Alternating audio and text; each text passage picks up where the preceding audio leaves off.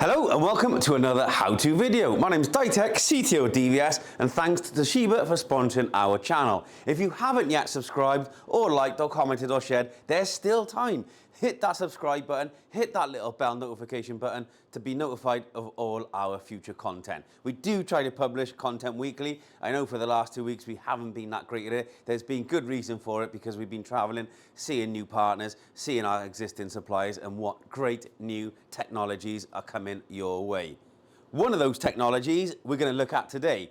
So if you have seen our channel in the past and you're very familiar with the fisheye technology from our premium partner Hikvision, then you will see this 12 megapixel fisheye video. You've seen it, there's been 2 or 3 videos on that. 12 megapixel with Immervision technology. What a fantastic, great selling camera that has revolutionized things like retail and open space monitoring. Well, there's a new version of this 12 megapixel and the 6 megapixel and the 12 megapixel fisheye camera. What, I hear you say? It's this one. So for a few years, a few of you, let me show you this quickly. A few of you would have seen the triangular shaped one there, yeah? So we've had that for many, many years, 8, 10 years now probably, in its original conception. First 6, then they brought out the 12, then they introduced the Immervision technology, then they enhanced the hardware, the D-warp and all the VCA functionality on there. It's been a great stable of the Hikvision product set for many, many years. A lot of you have seen it, love it, and continue to use it. I guess the thing, or the drawback, or our feedback certainly over the years has been, it doesn't look very modern. When it was first released, it was absolutely fine, it was cutting edge, but it hasn't kept up with the times until now. This brand new version, yep, take a closer look, and you can see there the updated part code. It's the G1 version, and it does have the 1.2mm lens. This is the 12 megapixel version, but it still does contain the Immervision technology. There is a 6 megapixel version, and they are both internal and external that we can carry here at DVS. So, without further ado, we're going to take a look at the 12 megapixel version because it's a like-for-like swap, and to be fair, most people still upgrade or stick with the 12 megapixel version, so why not do that? Let's take a closer look at the actual camera from the box itself. So you can see there, that's the old 12 megapixel image. Don't know what's going on with my voice today. So you can see it comes with the manual, the base plate as normal. You can see before I get the camera out, it is a different setting because it comes with a metal base plate now, whereas the previous one, you undone the corner screw of the triangle, the faceplate swung down and there was 3 mounting holes on there. This is now a round mounting plate, so it is a different bracket. If you are using bracketry, pendant, drop, wall mount, etc. ceiling, there is different bracketry which is available via DVS, of course. We're fitting this to a false ceiling, which is super easy because we're just going to fit this mounting plate and then the camera will fit to it. So the camera itself, obviously it comes with the security screwdriver. The camera, God, that's tightly fitted. The camera itself is round, and let's peel this plastic wrapper off like we said. The base plate goes onto the back, locks it in, and there is a lock-in screw there. And we'll show you the finished article once it's done. So it is a lot smaller, in my opinion. This is a lot smaller. If you compare it to like the turret base there, it is even a little bit smaller than the standard turret base now. So it has a smaller profile from an overall diameter perspective. The base plate locks into the back and you can see that lock-in retaining screw there on the side. Now looking at it from the top down, so if you were looking in this way, you can wall mount it or you can ceiling mount it, the same as the older version. Now it does have that bubble you can see there, which the camera then is inside. What an artistic shot. It does still have the 3 IR LED assembly dotted around the outside rim, and it does have the microphone holes there for audio. And it has the speaker side there, you can see. On the side of, on the back of the camera, it does have the fly lead like the older camera. This is now in black instead of white. The other one had the white cable assembly loom that came out the back. So there is the PoE network connection, as always. There is DC 12 volt input, audio input output, and then alarm input output and RS485 connection. So all of the connections that you need are on the back. Then under this rear, I've already taken the liberty of fitting this because I wanted to get the SD card in before I forgot and installed it.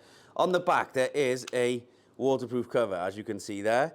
Simply remove the security screws and you can see there I've already fitted an SD card in there. This is a 64GB SD card, 32, 64, 128, 256 gig are available at DVS and compatible with this model. It feels like a SIM card carrier slot where you push the SIM card slot down, it opens forward, you put the SD card in, put the metal bracket and just click it back up to lock in place. When you put the SD card in, you will see it matches the carrier holes on the rear of that metal base plate. But it is simple to fit, but it does feel like a SIM card slot rather than an SD card slot. But it is for the SD card. If you want to put edge recording for, people counting all the analytics on the edge of this camera, then do fit the SD card. Again, like I said in previous videos, if it is a critical camera, especially in a retail scenario, do fit an SD card in there, do the edge recording, because if the network goes down to the NVR, or the network fails, or the recorder fails, or the recorder's broken, stolen in a burglary, you still have evidence on the edge here. It's unlikely the thieves and the perpetrators are going to go and steal the actual camera itself. So our little top tip is if it's a critical camera, do put the SD card in there, which allows for that really secure, really beneficial, and really sensible edge recording solution. Super cheap. SD cards are really, really cheap now. We sell them at DVS. You can get them even cheaper elsewhere. Don't know what the quality will be like. But again, if you do want that couple of quid, put an SD card in the camera. Honestly, the return on investment could be invaluable. But anyway, you get the idea, guys, yeah? So I'm going to put the slot back on there and tighten it. This is the actual camera, and you can see how small it is, even next to an iPhone 15 there. Nice and small. I'm super excited to change this camera over, so we're going to take that old one down, fit this new one up, and then we're going to transfer you to the web browser. We'll do a screen recording, so we can web browse it, update, make sure the firmware's updated on the camera, and go through the functions of the camera specifically and show you what that looks like. So stay tuned while I switch us over, and I'll be back in 2 seconds. Thanks for watching so far. Okay, so the fisheye is now fitted. I'm going to just show you, go underneath it like this. There you go. So you can see that. Whoop. Nice and round in the middle of the tile. Now over to the web browser. Okay, and welcome back to the video. We now do have the camera fitted. I've already configured the IP address, set the password, the basic stuff. It's just no need to go through that on a video like this anymore. So we have opened a standard Edge web browser and we've located the IP address and we're going to log in. So we're going to log in.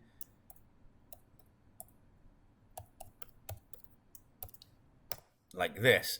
As you can see, this is the new web browser style format. I have checked if there is a later firmware. There is not a later firmware currently. So it is just a factory loaded version in the UK. But this is the new style GUI. Some of you have used it, some of you have not used it. I think it's really good. It does take a little bit of getting used to, but like everything, change is good generally. So first thing you need to do is select the software decoding or the hardware decoding type. Software decoding relies on the web browser, or if I change it to Internet Explorer mode in Edge, then it would start decoding. If you've got a really powerful PC, it'll start working. Or you can just use the camera to do the hardware decode to allow us to get the image. All you do is select hardware decode. When you select hardware decode, you can see you do lose some of the dewarp options that you would in software decode mode, because obviously the web browser and the PC are enabling more of those modes. But under hardware decode, this will allow you to choose the image will come up like it does there, so hello, but also this chooses the format of how the camera is then sent to the NVR, if that makes sense. So I can send it as a 12 megapixel fisheye, I can send it as a 180 degree pan view, When you do select the mode, it will ask you to restart the device. So we're going to leave it in the current format, but 180-degree mode. Then you've got the panoramic view. You've got 4 PTZs. They won't be 12 megapixel then. They'll be sort of, just over 1080p each. You've got a fisheye plus 3 PTZs. So it's like a 6 megapixel fisheye plus 3 PTZs, about 720p. You've got 4 PTZs fused together. And then you've got the 180-degree dual channel panorama. So you get one side of the screen on the top half and one side of the screen on the bottom half. Not very nice. I absolutely don't like that view at all, but it is possible to do that. And the software decode, you get more options. Like you get the dome camera view, AR, so like a augmented reality version, and a cylindrical version. But again, it does rely on your web browser. If we do the hardware decode, it will come up, but also it'll also dictate to you what the output of the camera will be to the NVR and software. So as you can see there, mounting type ceiling, wall, or desk. Never seen anyone mount it on a desk. Wall and ceiling, absolutely. As you can see on the right hand side of the screen, I've got to change the time and date, which we will do in a minute. You have got the obviously the live image, 12 megapixel. It's a slightly wider image as well than our previous 12 megapixel image. It's a little bit more egg-shaped rather than cylindrical. So you do get, in my opinion, it does show a little bit more detail than the older version, which is exciting. Sorry, I got a bit of cold. You can change the mainstream there, screen recording. You can change the resolution, full screen, do audio talk back, etc., and digital zoom. When you do digital zoom, you just draw an area and it does that. It isn't like the D-Warp, just so you're aware. PTZ view, again, if you've got PTZs, like the presets don't work, etc., but you can manipulate the it puts like a box and you can manipulate it around the image. Pardon me, if you have PTZ mode. So if I reboot this in PTZ mode, 3 fisheyes and PTZ, which I'll do it just to show you. So if I go like this and then restart the device, and I'll restart the video rather than you hanging on. Okay, so I have rebooted it into the fisheye, you can see there, with 3 PTZs. Obviously, if you add it like this mode to the NVR, the fisheye won't be 12 megapixel anymore. It'll be more like 6 megapixel, and the remaining 6 split out with between the PTZs. You can see there, you've got 1, 2, 3, and I can simply use the PTZ controller and just manipulate them around, and I can set that. So say if I wanted to view this area, for instance, even with digital zoom, I could move it in a little bit. You get the idea, guys. And then obviously you just manipulate it around the image. You can see there with the number, so I can select it and I can just drag the number as well. And you can see I could just do it that way. Move it around the image and set it. And again, with this one, I could just do that and do that. With this one, I can do that. So you can see it's very simple to have the fisheye plus the split out PTZs. And you can move the PTZs around. So if there's areas of interest, even from the NVR, you can use it like a digital PTZ effectively and manipulate that around the image to record the area of interest in that traditional CCTV surveillance view instead of the fisheye view and then having to de-warp that at a later stage. So that is an option as well if that is a concern of yours. And you can say there is other modes. We're not going to go through all of the modes today because this is the most used view by a country mile effectively. So what we will do now is put it back into the traditional fisheye 12 or full 12 megapixel mode. It will reboot, so I will stop the video and rejoin you shortly. Okay, so we've restarted it in the correct mode and I've actually added it to the NVR. So this is the NVR in question that we've added it to, standard 9632 NII8. If I show you the camera here, you can see that is the camera we've added to the NVR. So it is now recording. So moving on, so we've got playback. So if we've got the SD card fitted in there, I haven't set the SD card up yet to do any local recording, but that is where you would do your local playback if you had an SD card and it was set to record. Now, application display, we'll come back to that shortly, but you've got the different statistics like heat map, intersection analysis, queue management statistics, which we'll go over shortly. VCA, people management, people counting. Again, we'll go back over that shortly. Configuration, again, new style menu, but we are set to 12 megapixel. If I look at the substream, if I go to mainstream, I'm going to set it to video and audio stream and click save. It's probably going to reboot now. Oh, it didn't this time. So set the 12 megapixel video and audio stream. Same with that one. Okay. Variable bit rate, the video frame rate, the maximum bit rate we're going to put on H.265 because it's off by default. I don't use H.264 plus or H.265 plus. I find it gives you more issues than it resolves. You can use it, and if you have been using it, fantastic. I feel if the scene's really, really busy and lots of movement, lots of color, it can create an issue, and actually sometimes it does get really jumpy on playback and you miss some certain criteria, and it can, when enabling H.265 plus, it can turn off some of the other small background features as well. But we're going to save that.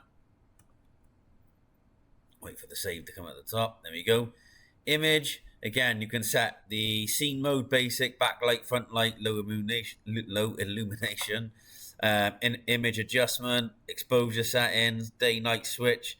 I'm going to leave it as auto, sensitivity as 4, IR supplement light brightness control, I'll leave it to manual, and then you can change each IR light. When we introduced the camera, there was 3 separate IR lights on there. I can actually change this to full intensity on each IR light, or I can adjust them individually. That's a really cool function. Backlight, if you need WDR, backlight compensation, highlight compensation, you've got the white balance, image enhancement, and then video adjustment. Okay, so very simple. You can even go to image parameter switch, click on settings, sorry, go to schedule switch, and depending on if you need different times of day or month or year, you know, through the month, etc., you can change the different formats to be compatible with your installation. OSD configuration, camera name, DS-2CD, and then it's 63C5G1-AVS, Diamond View. Drag that like that, drag that like that. That's where I have it. Put it wherever you want. Click save.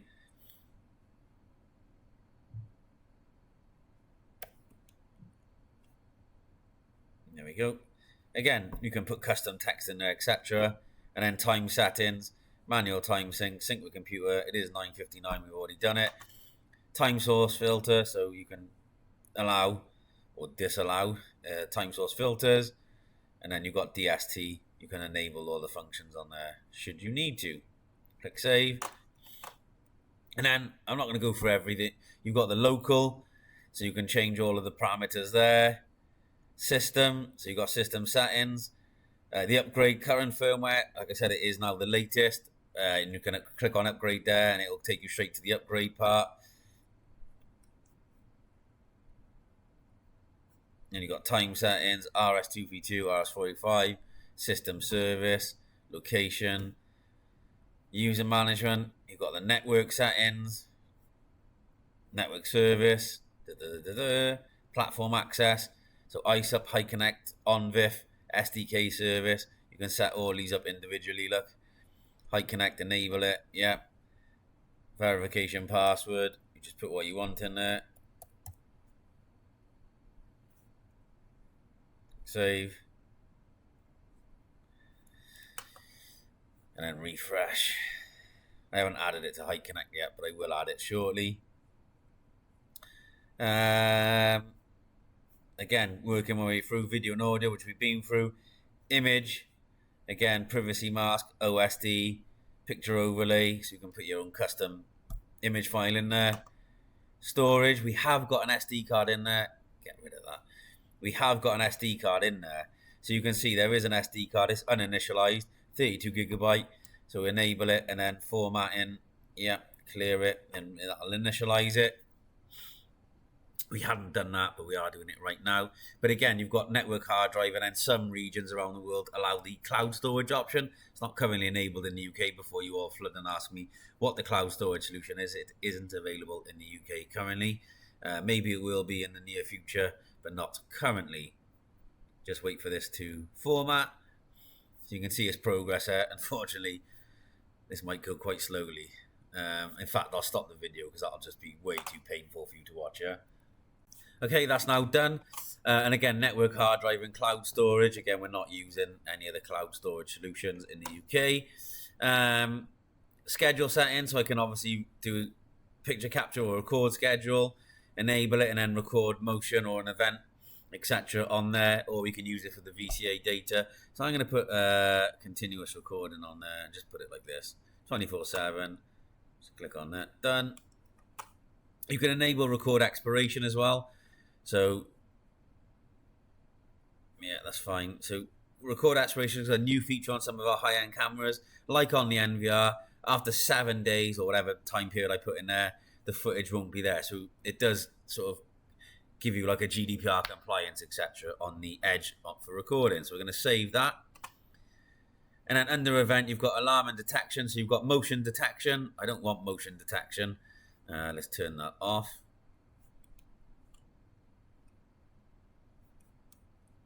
Clear it. I don't use motion detection. It's 24/7 or event recording. So, but again, you've got all of the standard stuff that you can set on there. Video tampering. If somebody goes and changes the camera, moves it, obscures it. Alarm input. Exception. So SD card, hard drive error, network disconnected and normal restart. Video quality diagnosis. Again, get an alarm on the quality of the video. Audio exception detection. So you've got your real-time volume here. And as you shout through there, that'll go up. You'll start to see a spike in there. So actually, if we do sudden increase of sound intensity, that's the current background. There's no microphone connected in there. So I don't know why I was shouting there. Hello! But yeah. Sudden increase, sudden decrease, arming schedule, notify surveillance center, send email, all of the standard stuff. Defocus, detection, scene change detection, and vibration detection. Lots and lots of events that you can actually now program depending on your application, your use, and what your customer needs. Alarm setting, you've got FTP, got your email setting there, your alarm outputs, and your alarm server. Okay, so nice and simple. Lots and lots of stuff to configure. Maintenance and security. You've got reboot there, scheduled restart enable if you want to, so you can change time and date on there. Upgrade, the time and date for it to reboot every week. Upgrade, backup and restore, log, security audit, and device debugging. So lots and lots of functions in there that we can actually request and pull on depending on your customer's needs. Now, if I go to playback now, I don't know if it's been long enough yet. No, not currently. Not quite been long enough yet, but if you give it a couple more minutes, then we'd be able to play back the footage from the Fisheye itself, because I've set it to 24/7 record. What I will do is check it and just show you that function. Okay, while we wait for some recording to go on there, we'll take a look at the VCA. So under application display, this is where you can get all of the data that's been set up. So if you go to data aware, you've got the restarting records and arming. You've got queue management statistics, heat map, and intersection analysis. But of course, none of these have actually been set up. That's more to get that data, okay? Under VCA is where we're able to set up these functionalities effectively. So we've got people management and people counting. So if I go to set application, we'll come back to these separately in a minute, but if I go to set application, I've got general settings, so I can set my FTP, my email, my alarm output, and my alarm server details there. Under people management, I can go into the people management. You've got queue management, heat map configuration, intersection analysis, overlay and capture, and advanced. So it's just a new way of setting this data up, but it is very similar to the last Fisheye, for instance. So under queue management, sorry, I'm really sorry about that. Under rule list, I can add a rule. I can say DVS 1, for instance, give it a color, which is yellow. Alarm interval 5 seconds. First, it depends on really what you're trying to do with this. Alarm times people number OSD, that puts it up there. Alarm times 1, so that's how many times it'll activate. First alarm delay, how many seconds. Then you've got regional people queuing up. So these are much more like the 7-line cameras where you've got the people counting and queue detection analysis. So you can have the general alarm settings there, and you can have different areas, okay? We've got to draw an area, though. We've got to wait for that to come back first. So draw an area. So let's draw... Oh, come on, catch up.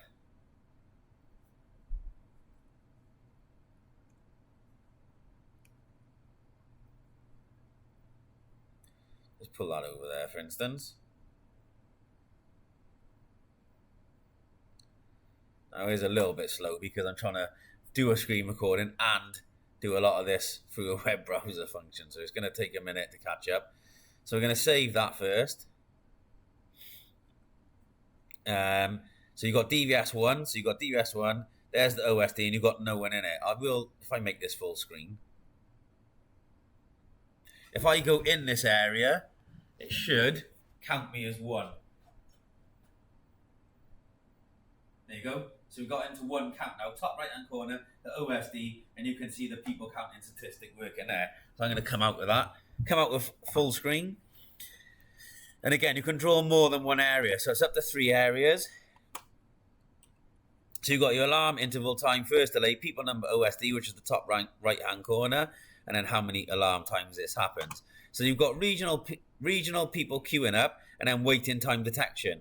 So an alarm is triggered when the alarm's threshold condition and the alarm trigger are both met. So the alarm trigger is, so if I want regional people queuing up detection, I enable it.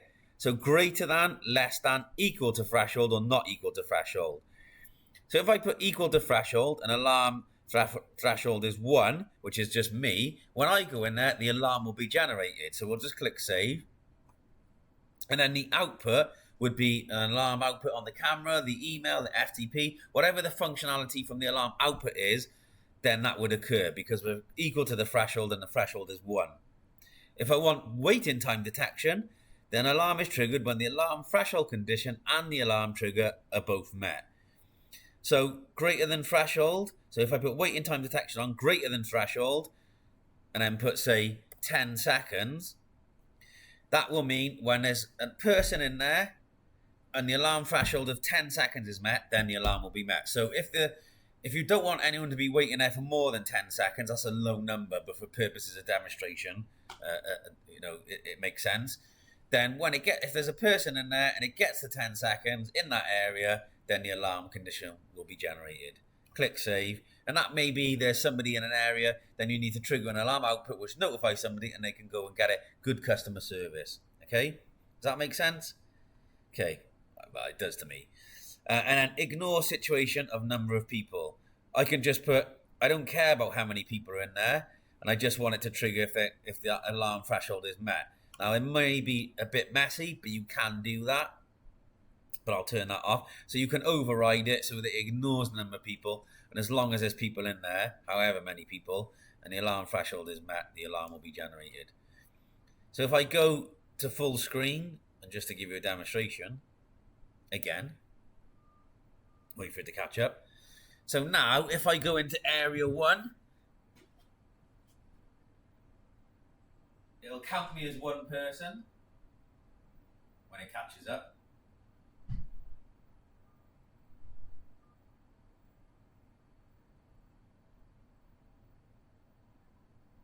Now, when it catches up, well, it is when it's full screen. There's a lot of decoding going on here, guys. But now I've been in there more than 10 seconds, the alarm will be generated, and there's more than 1 person. So both conditions for alarm, for regional people queuing and wait time detection have both been met. So that's that alarm if you want queue management. I will turn queue management off and click save. You don't really need it. Okay, then you've got arming schedule, so you can put 24/7 by default, but you can change it. Notify Surveillance Center, which is our software and our app. Upload to FTP card or NAS, and then you've got the trigger output or record linkage, which is the SD card, etc. Yeah? Nice and simple. And then there, you've only set one rule up, but if I had DVS 1, 2, and 3, you can deselect it. Data upload is real-time upload, and then or schedule uploading, and then whatever the interval is. Click save. Alarm mode is minimum duration of stay or stay period. So if you look at the data upload and then you've got these little informations, an alarm will be triggered if the target stays in the area longer than the set duration. An alarm will be triggered according to the stay period. For example, if the stay period is set as 30 seconds and 45 seconds, the alarm will be triggered in 3 time periods. 1 second to 30 seconds, 30 seconds to 45 seconds, 45 seconds or more. So it depends on your what you're trying to get from this, but I guess most people would do the minimum duration of stay. An alarm will be triggered if the target stays in the area longer than the set duration, which is the default. And then you can actually add the minimum duration there of seconds. Yeah, you can add, if I put like 30, click OK. You can do more than one, so you can do up to 4. Click save. And it is literally as simple as that. Now, this is a little bit more complicated. Will anyone actually use this element of it? I'm not sure, but it's there for the finer configuration should we need it. So you've got rule, armor schedule, and data upload, okay? Next one is heat map configuration. This is used quite regularly, especially in a retail environment, to see where the people are going in that environment. So if I enable the area and I draw it, so I want to go from here, let's just put it across the whole image like we normally do. Click save. Click save. Now it'll do the heat map analysis for this whole entire area. I can turn on this expected number of people. So compare the actual number of people with the expected number of people. The maximum value of the two will be set as the upper limit in the heat map. So if I do turn this on, so expected number of people is 200. And then so you've got, again, if I go back to that, the actual number versus the expected number. Now, it may be, if you've got an event going and you need to do that number of people analysis, it may be beneficial to do the heat map based on that expected number versus actual number. But for most retail environments where this is heavily used, you wouldn't know how many people. You'd get the actual number from like the people counting, etc. But then, and use as a separate data stream. But you wouldn't really use the expected number of people option. So I'm going to turn that off and click save. Arming schedule 24/7, and then data upload is dwell time or dwell time and number of people. It's up to you. We had it on the last fisheye. Let's do dwell time and number of people, and we'll click save. So we can let that run now. It takes about 15 minutes before you get any real sort of heat map data from this. We've drawn an area, so we can come back to that in a minute. Intersection analysis. We had this on the last fisheye. You can click enable, and you can do the A to B to C to D, whichever way they come in, and then go out of that scene. So again, you could move this box any way you want. You can make it bigger. So I could say in this area here, let's make it a bit smaller, just for demonstration purposes.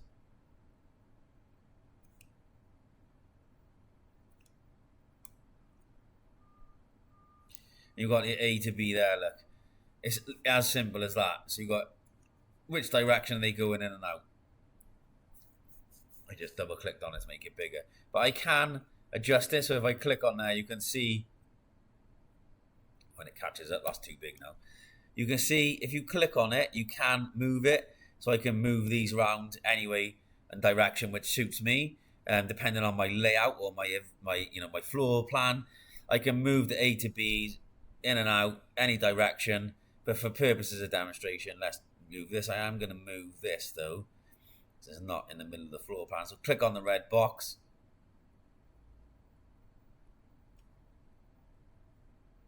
Wait for it to catch up. It's paused again, as you can see. This is fun, isn't it?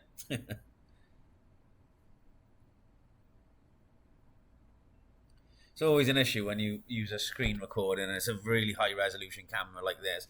You do get some frustrations, and I'm on the Wi-Fi.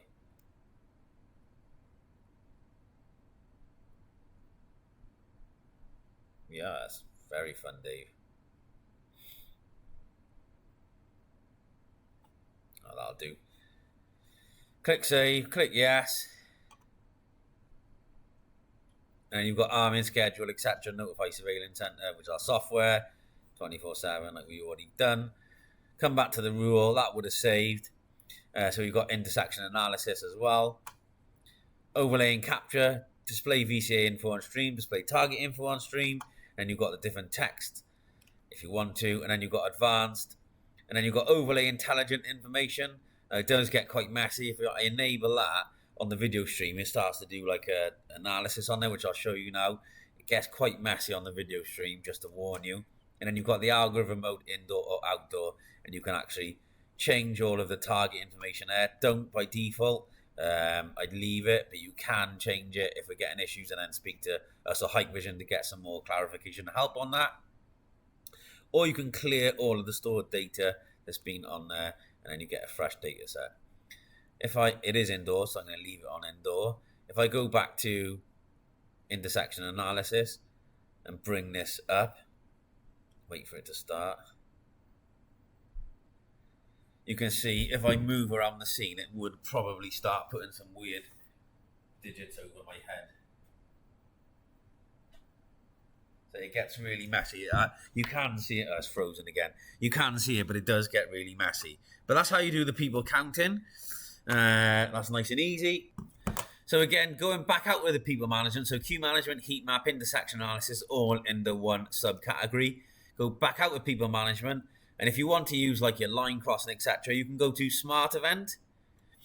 And you've got your standard intrusion detection, line crossing, region entrance, region exit, unattended baggage, and object removal. So again, you can use this as a perimeter protection device.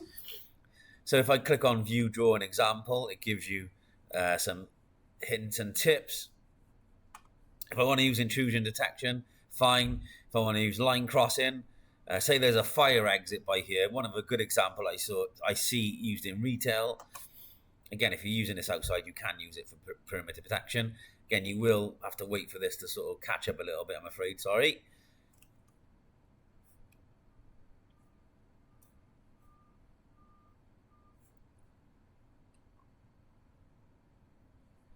So enable it, add a rule. I'll do the drawing first. So I'm going to do a line crossing. So you've got detection line, click on that. This is a fire exit, and I'm going to draw a line there.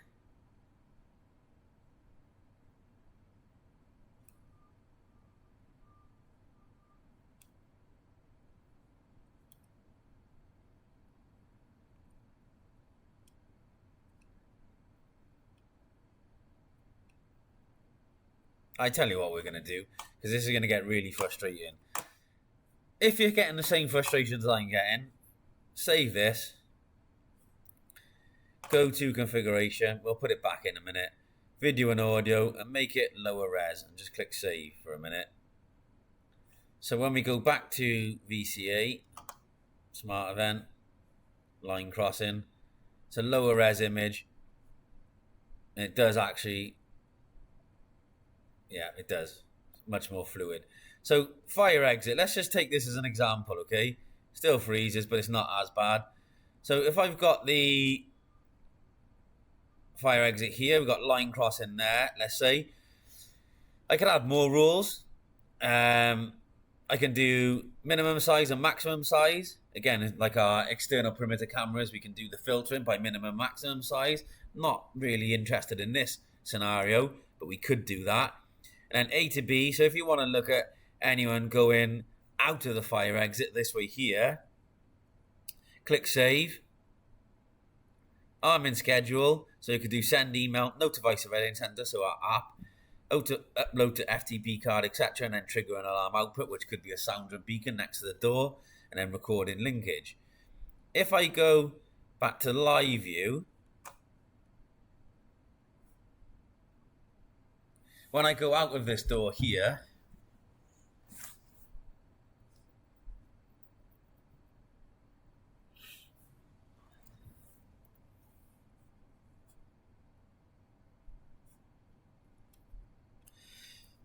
There we go. Put it into substream. When I go out of this door here, then that would trigger the alarm that we're talking about. So out of the fire exit here,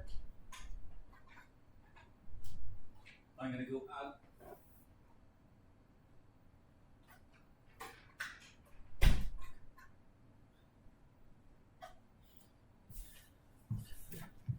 That could be the simple solution to somebody running out of a fire exit in a retail store with something they shouldn't have. So that's a nice handy little tip that we've used this for before, this analytic in an internal retail environment. So go back to VCA under Smart Event. So you've got line cross in there and then the trigger actions. I'm going to turn that off because it'll notify my app consistently. But you've also got region entrance detection, if you want it, region exit detection, unattended baggage, and object removal. So depending on what your customer wants, that's where you set up those functionalities, okay? So I can go back to Smart Event now. Okay, so if I go back, so you've got People Management and then Smart Event. If I go back to the VCA menu, you can see we've enabled the People Management function here, okay? You can import applications, so these cameras are able to put in third-party embedded applications on there, and you can import licenses for those applications. There isn't something we're going to show today. I don't have an application that I can put on this camera, but it does give you a device overview, so the memory, the smart RAM, and the flash, and the detail around it. Now, I can update this People Management if I had an update, or I can download the logs, or I can just delete it, which we're not going to delete. But again, if I needed to update this specifically, Hikvision would give us a specific firmware that we'd update that People Management function with. If I try and enable people counting, there's not enough memory. If I want to disable People Management, click yes. Then I can enable people counting.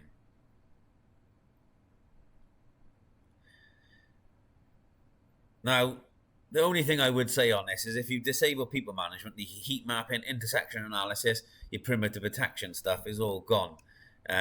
Because under set application, you can use intrusion detection, still line crossing, that's still active as a smart event, but you can see the other options are gone. If I enable people counting, so your heat map, intersection analysis, queue, time is all gone. Perimeter protection, smart event still works. If I go to people counting now, I've enabled this, so they're like mutually exclusive. People counting can be on, people management is off. People management is on, people counting is off. So if I click next, you can now see people counting is on. Click on that, and I can add the people counting functionality. So again, like our dedicated dual lens people counting camera, I can set people counting up using the new 12 megapixel fisheye. So again, it's add a region, which is already by default one region. So I can make that, say the door area, just make it smaller.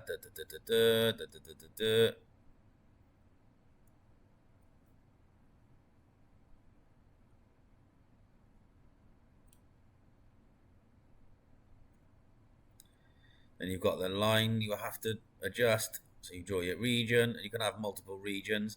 I think it's 3 regions again. Draw your counting line like so. So that's my main entrance door, my retail. And you can see the counting area, detection line, OSD is up there. Click save. Region 1, DVS demo room. Click save.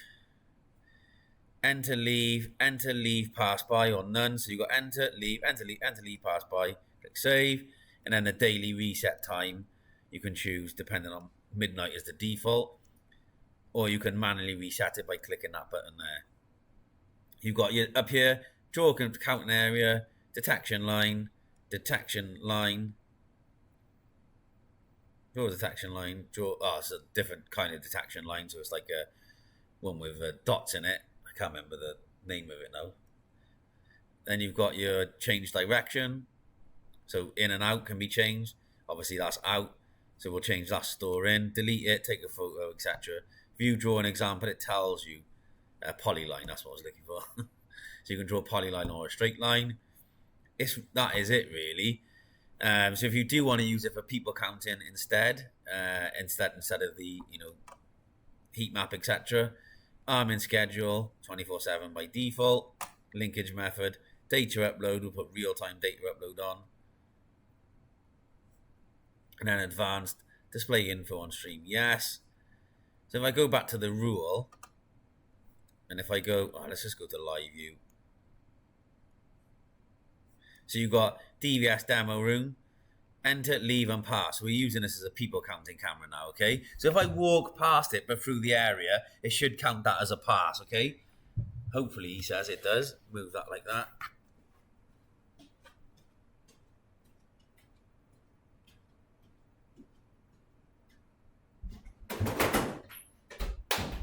Whoops. Didn't stop then and took the thing out.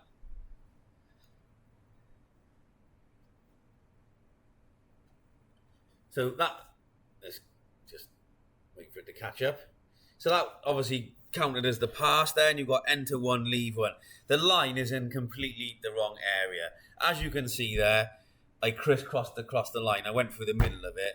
Absolutely ridiculous, because that isn't how you would set this up. But you get the idea. If I do it a little bit more accurately, say, VCA, people counting.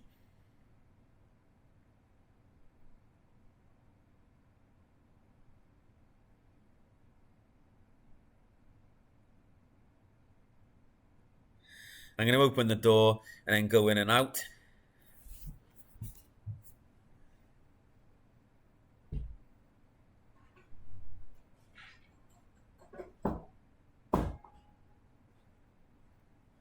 Okay.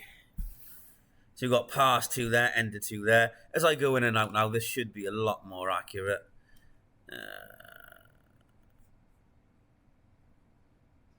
So I'll go in and out a couple of times. You should be able to see this.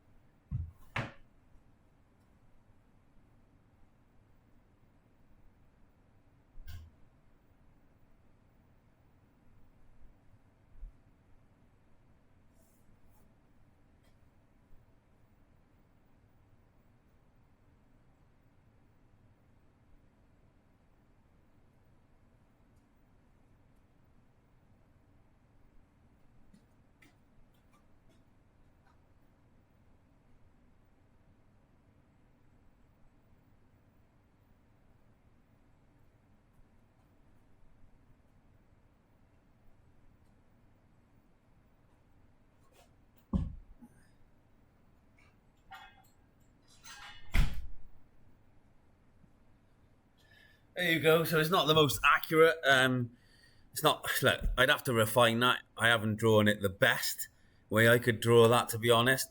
So I could definitely refine that to get it more accurate. I guess the issue is, whilst it's probably accurate enough, like you saw it counting me as I went in and out, it's definitely not going to be as accurate as a top-down people counting camera. Let's be genuinely honest about that. But I also accept that it's a fisheye camera. It gives you great coverage from a top-down perspective in good definition. And therefore, if you want to use a functionality that is included in this camera and accept this probably 85% accurate instead of the top-down one, which is like 97% accurate, then obviously you can accept that percentage difference to have an all-in-one solution like this. And again, if the door was positioned more in the center, maybe that it'll be more accurate again. You've got to remember where the door is or where the area is compared to, like if it's right over here in the corner here, that might be not as accurate as it would be in the middle there, where it's got a much better view of it. But again, trial and error testing, etc. So, but it is there, it is available, and if you're not worried about it being like 97, 98% accurate, like with the dual lens people counting camera, and you accept the degree of inaccuracy, still, then this will be a perfect solution for you guys. So again, you've got all those different functionalities there. I'm not going to use the people counting because I've already got dedicated people counting in here. What I actually want is the people management. So I'm going to turn people counting off and then enable people management to get the dwell time, etc. Or the heat map specifically is what I'm looking for. So I'm going to do that now, and then we'll come back and see if the heat map has generated any lovely overlays.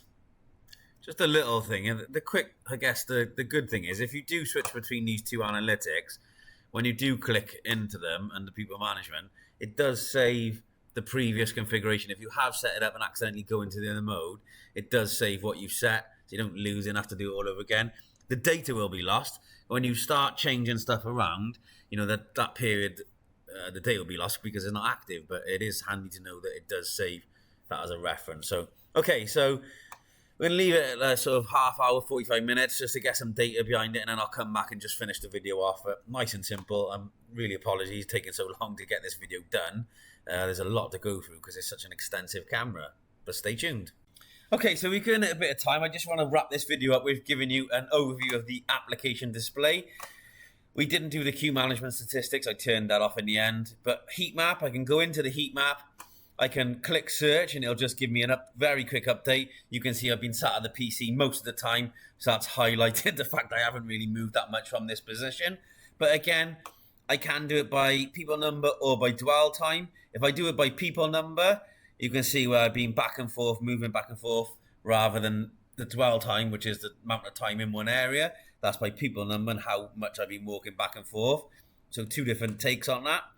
If I put it back to dwell time, and then if I go to time heat map, I can show it in a graph format instead. So again, really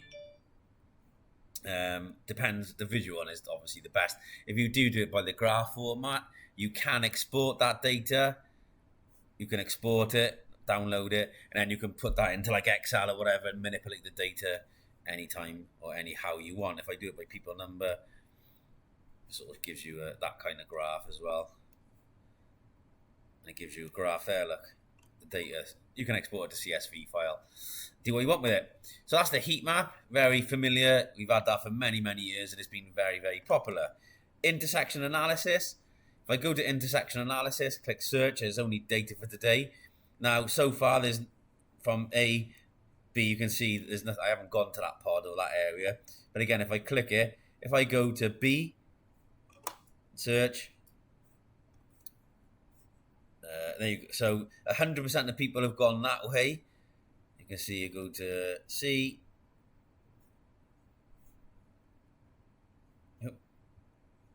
D. There you go. You can see that depending on the entrance you select, the data you get. It's only been myself in here. It's very limited data, and then obviously the box is in the wrong area. Really, put it by the door or crossway, etc. But you can see it is working. I just don't really have that much data to show you because it's just been myself in there. It's been limited, but you can see it is working and it does show you. So, if I click on scroll it down, you can see that in form there. So, B in, D out. So B in and D out. So 100% of people that came in that area went back out through D. So came in through B, went out through D, etc. So you just break it down in that way. Is it useful? Some people find it useful in retail, but the people counting dwell time, they're really, really handy. They are definitely the two most used functionalities. And again, the dwell, now you've got the people queuing and the time, etc. They could be really handy in this fisheye. So if you do want any more information, do get in contact with your DVS sales rep or get in contact with us here at DVS using contact@dvs.co.uk. I hope you have enjoyed the video. I have put it on Hike Connect. It was a very, very simple process. You can see here. You can see there, it is on Hike Connect and the two-way audio is working. And I can even speak to it as a two-way audio device.